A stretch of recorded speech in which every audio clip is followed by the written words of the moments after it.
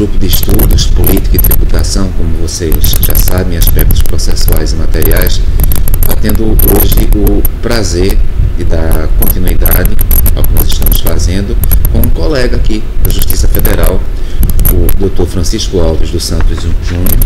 Alves é juiz federal titular da 2ª Vara da Seção Judiciária do Estado de Pernambuco, é especialista em direito empresarial pela USP, e também mestre pela Universidade Federal de Pernambuco, além de procurador da Fazenda Nacional, não é, Alves? Procurador do município de São Paulo. Isso. E eu acho que essa experiência toda vai nos ajudar bastante. E eu começo perguntando a Alves sobre a dissertação de mestrado sobre prescrição e decadência. Esses temas são temas muito significativos. E você produziu um livro também sobre isso. Fala um pouco do livro. O livro foi a adaptação, né, da minha dissertação de mestrado, e foi publicado pela Renovar. Na dissertação de mestrado, fiz um trabalho de pesquisa histórica, em primeiro lugar, dos fenômenos de decadência e prescrição, e depois fiz a moldagem para o campo tributário brasileiro, porque o tema era decadência e prescrição no direito tributário do Brasil. E isso foi em 99, o livro foi publicado em 2000. Lógico que o livro, como não saiu edições novas por falta de tempo para atualização, ele está meio desatualizado, mas foi em cima principalmente da jurisprudência do antigo Tribunal Federal de Recursos, porque tinha pouca coisa do então novo tribunal, do STJ, e do Supremo Tribunal Federal. Me diz uma coisa, Alves, a respeito disso.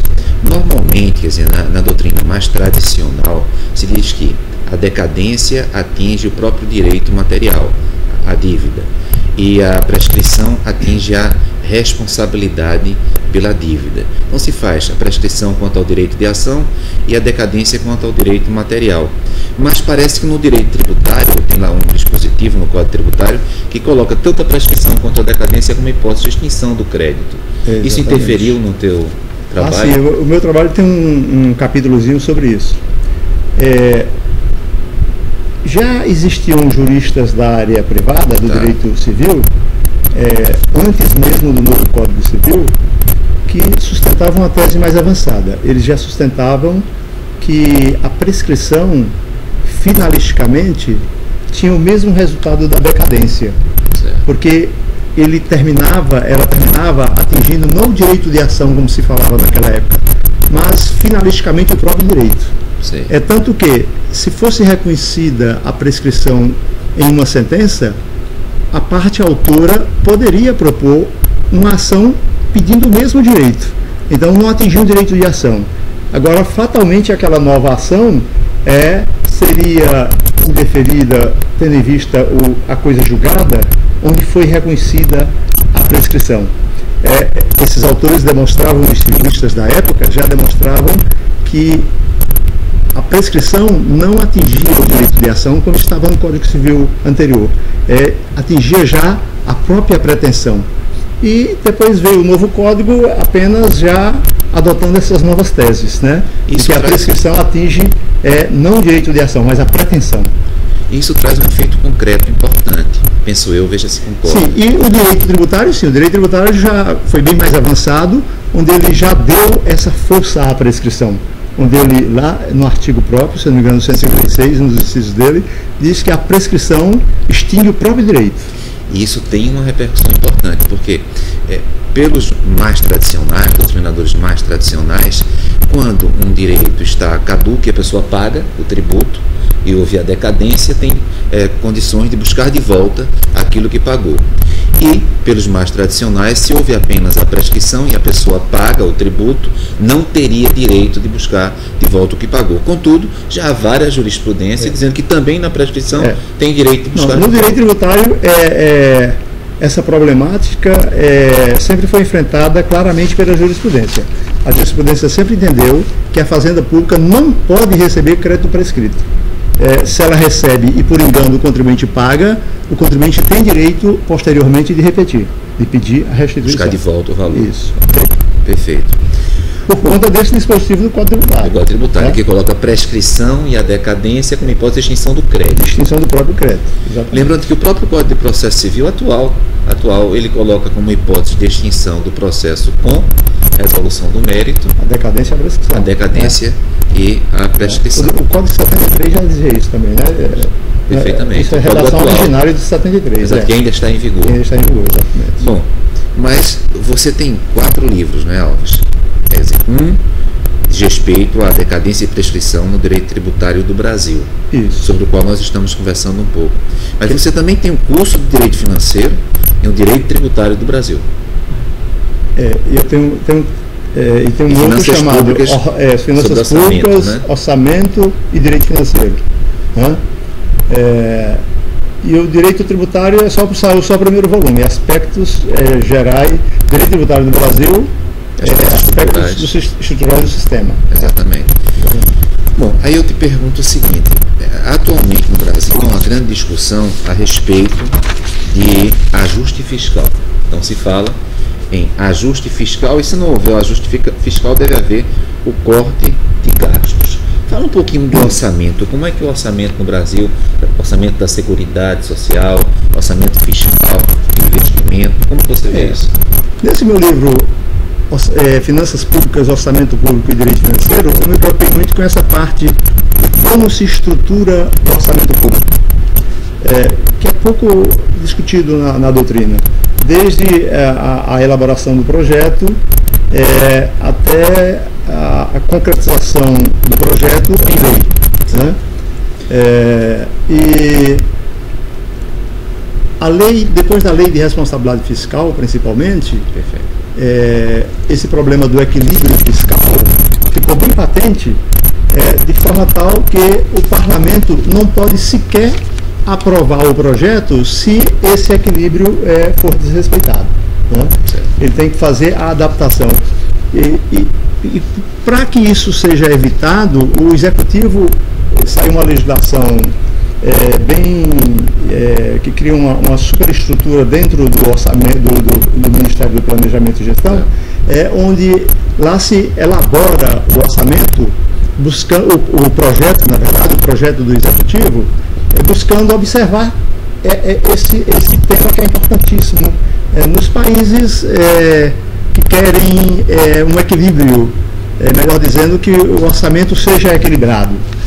Então, o Ministério do Planejamento hoje é encarregado desse fenômeno, de tratar de observar bem o equilíbrio, para depois devolver ao chefe do Executivo, e então ele encaminha para o Poder Legislativo. E tem uma lei hoje própria estabelecendo isso, esse organograma geral de como é que as propostas dos diversos órgãos chegam ao Executivo, passa por essa filtragem do Ministério do Planejamento e depois se transforma em projeto de lei para ser encaminhado ao Legislativo. E nisso há muita atenção, não sei se concorda, pela tua experiência, porque se até o final de agosto o Executivo precisa encaminhar um projeto para o Legislativo votar do orçamento do ano seguinte, temos também o Judiciário, porque o Poder Judiciário tem uma certa autonomia, e aí você acha que o Executivo ele é obrigado a encaminhar a proposta do Poder Judiciário para o Legislativo, ou o Executivo pode alterar a proposta do Poder Judiciário considerando... Aí é onde entra o chamado sistema democrático. A exclusividade do projeto é do Executivo. Só o Executivo pode apresentar projeto de lei do campo orçamentário. Os demais órgãos, como o Judiciário, o Ministério Público, as próprias autarquias, mandam projetos, aliás, propostas. Certo. E essas propostas são debatidas entre os chefes de cada poder, de cada órgão, com o chefe do Executivo. E aí é onde entra o sistema democrático. Né? Se o Executivo simplesmente, unilateralmente, modifica as propostas dos demais poderes, principalmente, e do Ministério Público, aí sim isso fere a Constituição, porque fere a autonomia orçamentária, nem orçamentária, administrativa desses órgãos. Então tem que haver uma negociação. Se não houver negociação, e já existe precedente, eu lembro que eu encontrei na época que eu escrevi o livro, precedentes do Supremo, nesse sentido, no sentido de que a lei que é aprovada decorrente de um projeto onde as propostas dos demais órgãos foram desrespeitadas, essa lei, nessa parte, é inconstitucional, lei orçamentária. Né? Peguei vários casos, principalmente do sul do país, em que o executivo estadual desrespeitava as propostas do Ministério Público e do Poder Legislativo local e do Poder Judiciário, e o Supremo considerou inconstitucional. Exatamente, por conta disso. Bom, mas eu também queria conversar um pouco com Alves a respeito... Envolvendo ainda esse problema, existe muito problema também no campo tributário. Muitos parlamentares, de uma forma demagógica, eles criam incentivos fiscais, apresentam projetos de incentivos fiscais nos estados, isenção, incentivos financeiros decorrentes de verbas tributárias, e perdoam dívidas passadas nos seus projetos, e esses projetos, como eles nascem no Legislativo tem a tendência de aprovar. Encontrei casos que o Supremo considerou inconstitucionais as leis originárias desses projetos, exatamente por isso, porque o projeto é de iniciativa do Executivo, uma vez que diz respeito à verba pública. Logo, projeto de lei perdoando dívidas, por exemplo, que partam do Legislativo, de algum deputado, não tem validade, segundo os Supremo Tribunal Federal. São inconstitucionais porque isso faz parte da iniciativa própria do chefe do Executivo. Então, ICMS. A gente estava falando há pouco de tributação estadual, nesse âmbito financeiro tributário estadual. O Brasil tem 26 estados, é natural que os estados sejam muito diferentes uns dos outros. Há uma simetria econômica muito intensa. E, claro, matéria tributária da iniciativa do Executivo. Mas ocorre que o ICMS é um tributo que permite que estados mais fortes litiguem com estados mais fracos. Precisaria haver um equilíbrio também quanto a isso, ao CONFAS. Eu sei que você escreveu já muitos artigos sobre, eu vi aqui 3, sobre ICMS, IVA federal, proposta perigosa. Esse termo é um termo recidivo nos teus artigos. Fala um pouquinho sobre isso. Proposta perigosa. A iniciativa de lei no campo tributário não é de exclusiva competência do chefe do Executivo, só direito orçamentário, né? É direito financeiro, no campo orçamentário. Então, por exemplo, uma isenção tributária, qualquer pessoa pode apresentar uma proposta e o parlamentar pode transformar isso em projeto sem ser iniciativa do Executivo? Pode, porque a isenção tributária é para o futuro. O que não se permite é que se alterem as receitas já no orçamento vigente envolvendo verbas passadas, dando créditos, por exemplo, que não foram pagos pelo contribuinte, perdoando. Agora, nesse campo da chamada guerra tributária entre os estados, no campo do ICMS,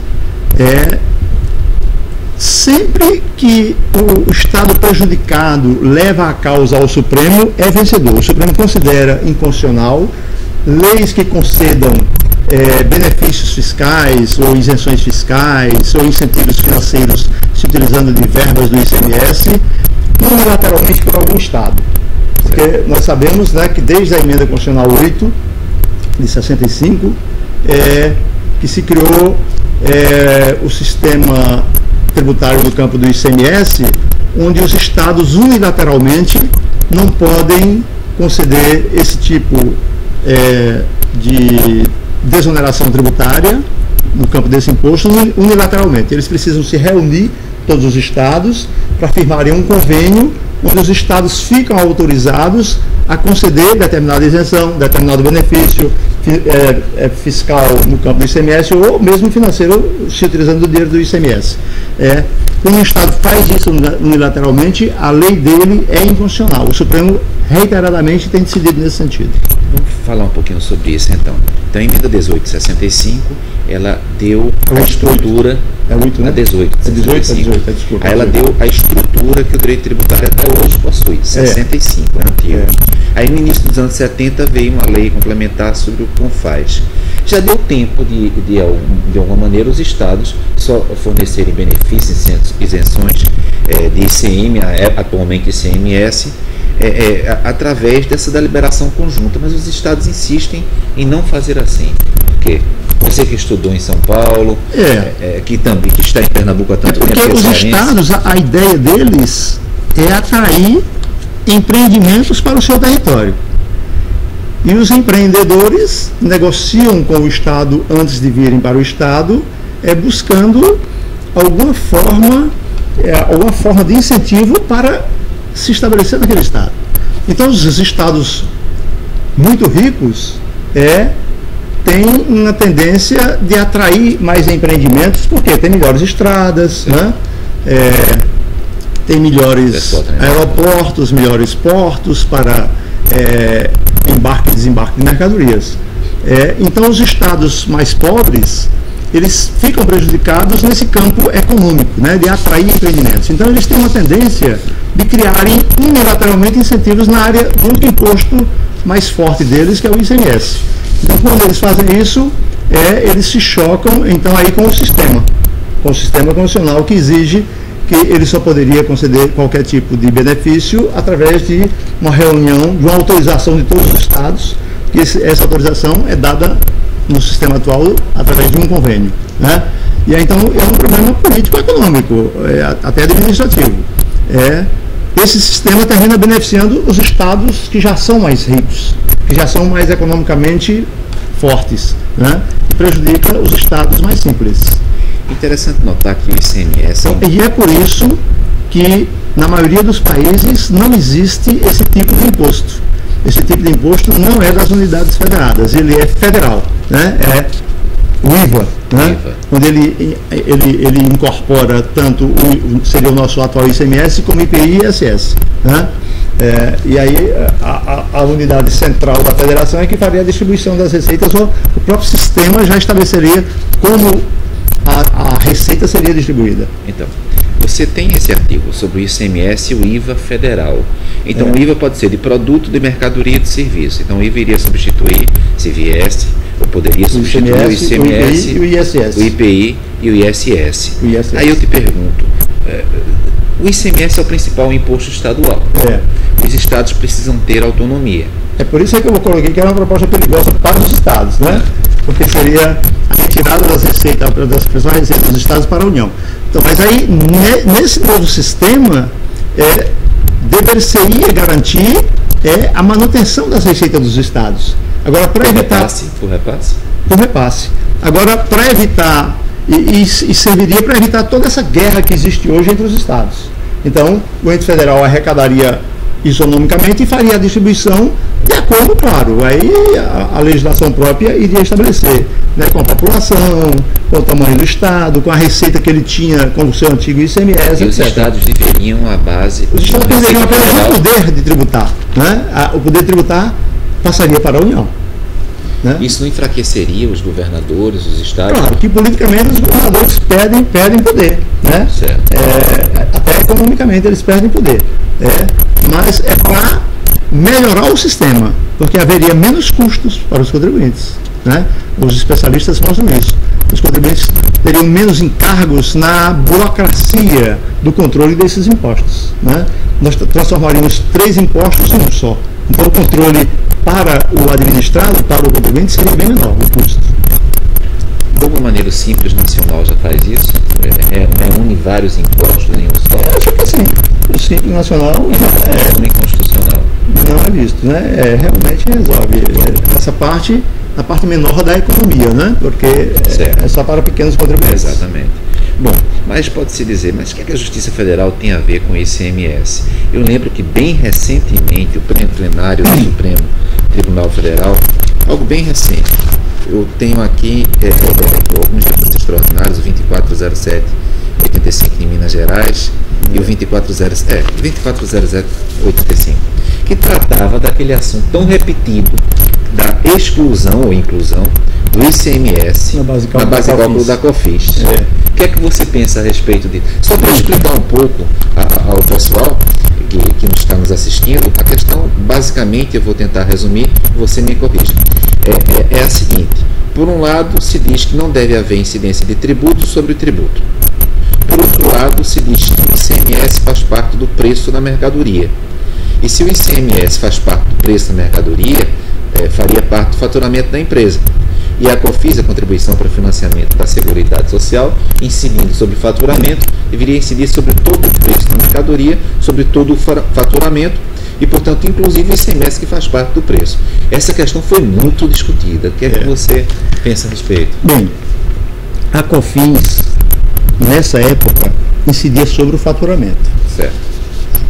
Então, como uma grande dificuldade de se definir o que é faturamento, porque a legislação não define, os autores tratam disso da forma mais confusa do mundo, o Supremo entendeu que o valor do ICMS, como era um valor que não era do empresário, ele era um mero intermediário entre o contribuinte e o fisco, ele não poderia considerar aquilo como faturamento dele.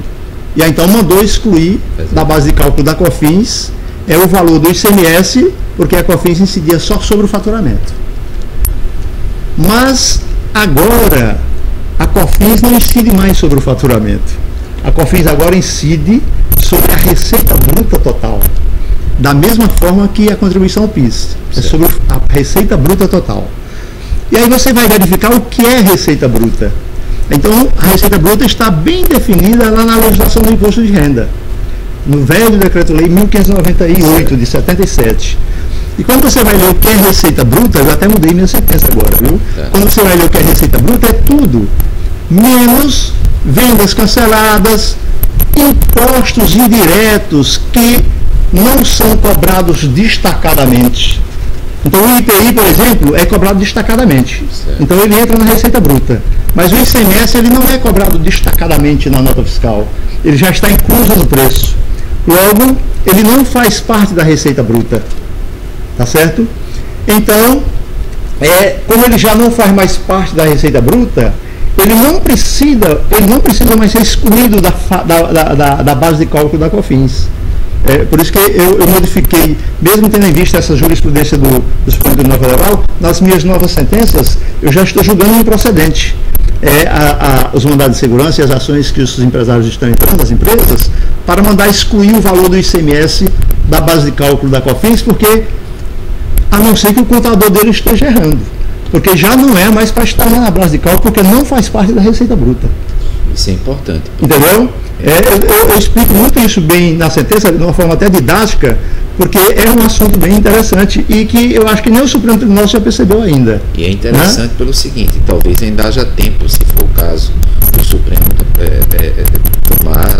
Com relação ao faturamento, eu acho que o Supremo estava certo. Eu antes do Supremo já decidia isso, que o ICMS não podia fazer parte do faturamento, exatamente por falta da clareza da legislação. Mas quanto à receita bruta, não. É claríssimo, você pega o regulamento do ICMS, do Imposto de Renda, que regulamenta esse decreto-lei que ainda hoje está em vigor, de 1598 de 77, onde ele trata disso que é receita bruta, e aí num dos parágrafos dele ele diz exatamente isso, que não entra na receita bruta vendas canceladas, impostos indiretos que não sejam cobrados, impostos indiretos que não sejam cobrados destacadamente.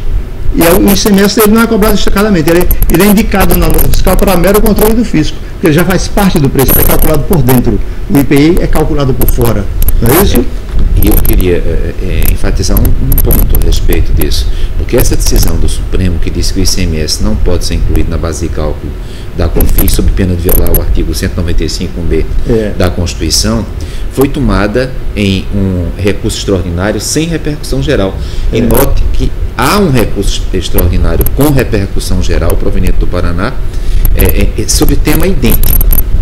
Agora, eu não lembro se esse do Paraná é da época ainda que a COFINS incidia sobre faturamento ou se já é da época que a COFINS incide sobre receita bruta total. Entendeu? Bom, Alves, mas continuando com a nossa conversa, você tem um artigo recente publicado em uma revista, Café e Justiça de Fortaleza, né? Que Alves do Ceará. Eu sou natural do Ceará, com muita milagres. Vale do Cariri. Vale do Cariri, certo. A estrutura do orçamento público e a reserva de contingência. Explica para quem está nos assistindo o que é reserva de contingência. Foi sobre reserva de contingência que esse artigo não foi sobre. Pensei que tivesse sido sobre outro assunto. Orçamento público. Fala um pouquinho sobre o orçamento público. Na verdade, o orçamento público ele tem várias dotações.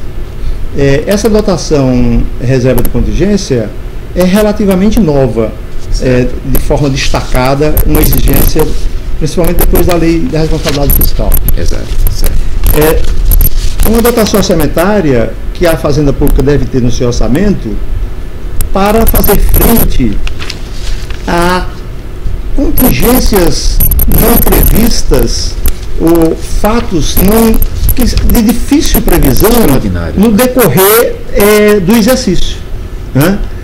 Calamidades públicas, despesas, principalmente para fazer frente a despesas extraordinárias, né? E aí, então, quem tem a maior dotação orçamentária normalmente é a União, que a União funciona como uma espécie de guarda-chuva para os demais entes da federação. Então, quando acontece algo extraordinário que não foi previsto no orçamento, então a entidade federativa que está sofrendo aquele drama, ele não vai ter receita para fazer frente àquelas despesas. Então, por isso que ela deve ter essa dotação orçamentária para utilizar as verbas que estão reservadas nessa reserva de contingências para fazer frente a essas despesas.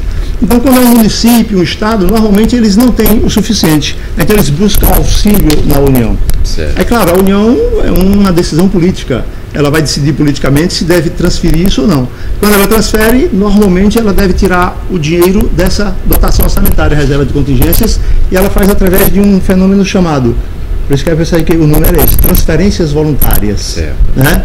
E aí, as transferências voluntárias é algo também que gerou muita preocupação na lei da responsabilidade fiscal, porque ela era usada antigamente de forma muito abusiva. Política. Então tem várias, politicamente. Um ponto negativo da expressão. Isso. Então a legislação hoje faz várias exigências para que um ente possa fazer transferência voluntária para outro ente da federação, né?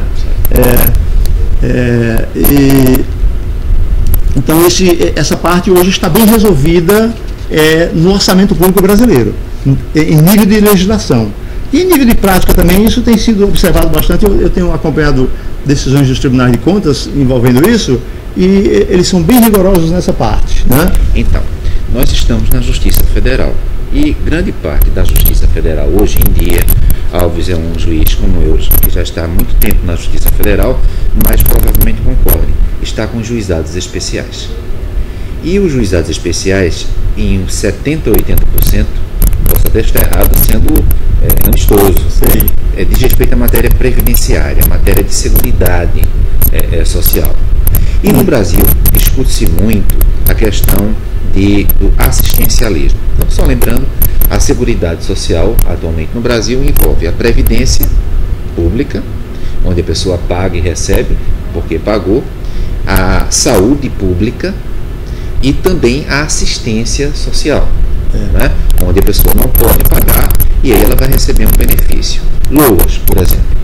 Então, quem vai articular a LOAS para pessoas, e existem requisitos com mais de 65 anos de idade, com renda mensal per capita muito baixa, né? Se falava em um quarto de salário mínimo, o Supremo está discutindo esse, está de alguma maneira liberalizando esse percentual, não é? Ou então aquela pessoa que realmente é incapaz para o trabalho e também tem uma renda mensal muito baixa.